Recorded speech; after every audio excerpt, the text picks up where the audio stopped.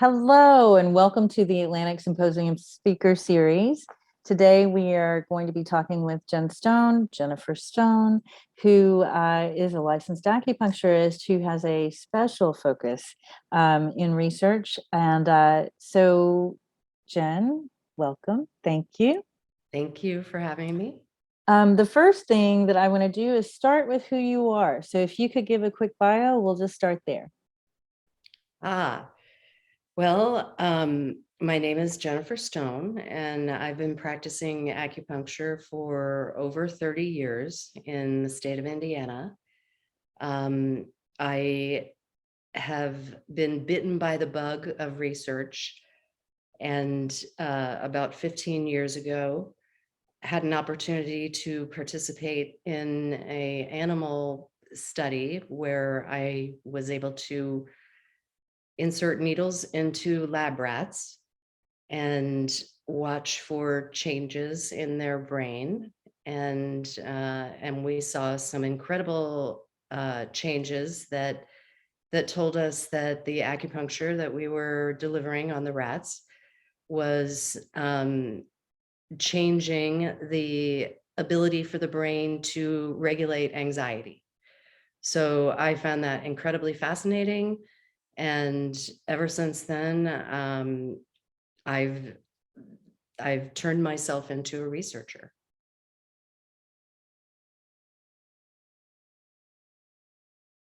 So let's just start with something very simple.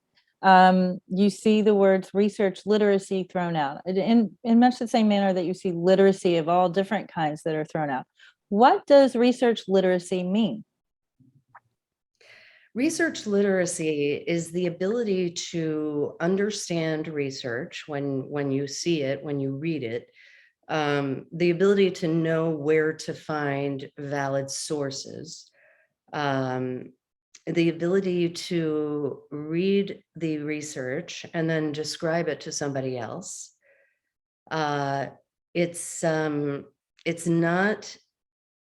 It's not anything about how to actually conduct the research. It's about how to read the research, understand the research, and communicate it to others. That's what research literacy is about.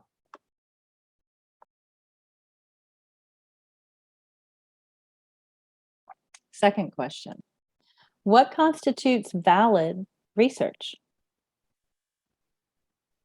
Valid research in the sciences is research that has been peer reviewed. So any research that is done has to go through any scientists who want to conduct a research study have to follow international rules and guidelines that everyone in the entire world who are scientists have to follow. And those guidelines tell us that for something, for data that we collect in a study to be validated, that data has to be reported in a particular way and peer reviewed in a particular way. And if the data has gone through the proper peer review process, and it doesn't matter if it's going through that process so it can be presented at a conference or going through that process so it can be presented in a publication. It's that peer reviewed process that makes it real valid data. The way to find data that has gone through that rigorous peer review process is the best way is to go directly to PubMed or PubMed Central. That's the National Library of Medicine's international database that collects peer-reviewed studies. So Wikipedia is interesting, but it's not peer-reviewed. So that's not a valid source. Even many pop science journals have very interesting information, National Geographic, Scientific American, but those are not peer-reviewed. That's not peer-reviewed scholarly content.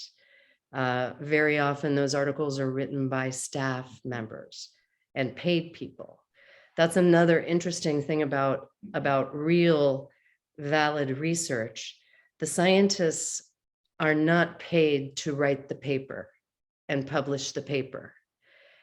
In the popular science magazines and journals, those staff members are paid to write those articles. So it's a very different model. And there's, anytime we're looking for valid research, we want to check our sources, conflicts of interest. There's a lot of information floating around right now, especially during COVID. And so I think this point about making sure the research is valid, you can find plenty of articles that are going to agree with whatever point of view you've taken. That doesn't necessarily make the research valid. We often hear people saying that evidence is being suppressed. It may be just that evidence does not meet the standard for publication in a peer-reviewed journal at that juncture.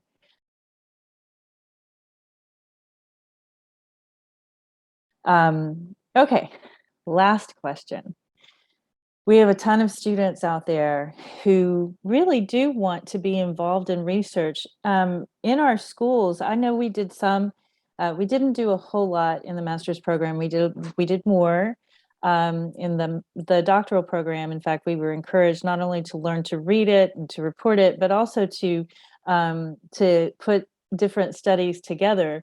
If I'm a student, or I am a new practitioner in acupuncture, and I would like to be involved in research, where do I go? Where do I start? Well, the best place to start is when you're a student, because it's very, very inexpensive to join research societies if you're a student. Sometimes it's free, sometimes it's just $50. So there's great information that you can get by joining research societies. When you join a society like that, you can attend their event and you learn things by attending their event. But what's more exciting is to join one of their special interest groups or committees. And that's where you have an opportunity to participate in a research project together collaboratively with other people. And some of those other people might be PhDs, MDs, people, allied healthcare providers. So these are collaborative groups where they do all kinds of research projects, paper writing projects, roundtable discussions that get published. That's where this all happens.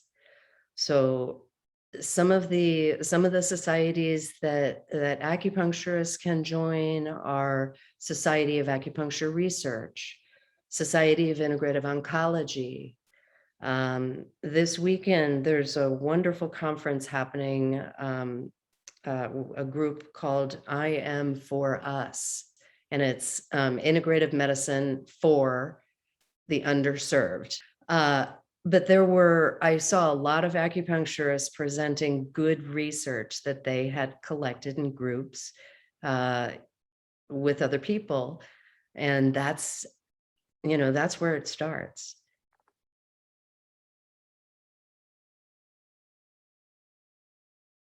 So I normally only ask 3 questions, but I am going to pose a 4th for you.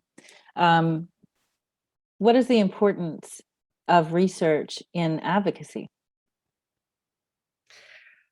I believe that it's absolutely necessary. Absolutely necessary. Evidence is what drives changes in policy, in healthcare, in medicine. Evidence is what drives the changes. So evidence comes from the research.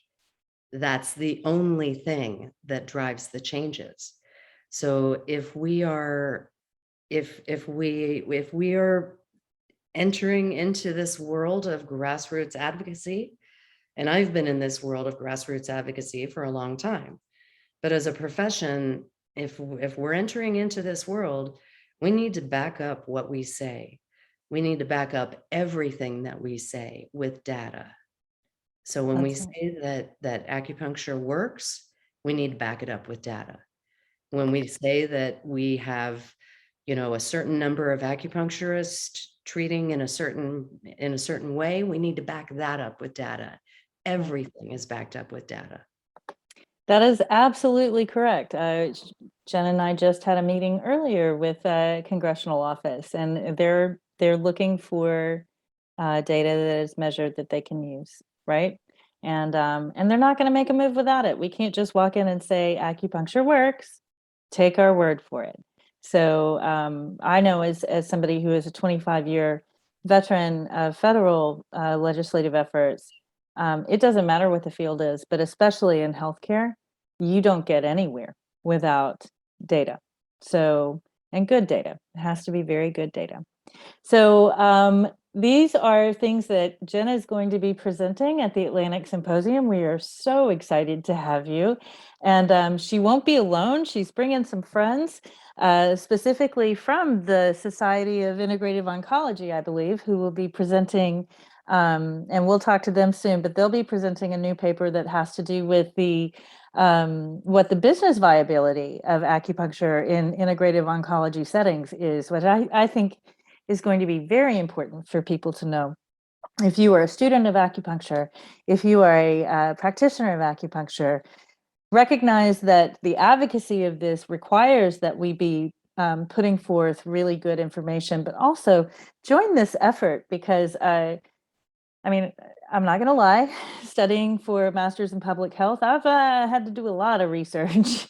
And as I tell Jen all the time, a lot of that stuff is not my lane. It makes my eyes roll in the back of my head. But for those people who are like, I'm the policy wonk. For those people like Jen who love this stuff, we need you, and we need more people to take part in this and put this evidence forward so that we really can progress in a policy way.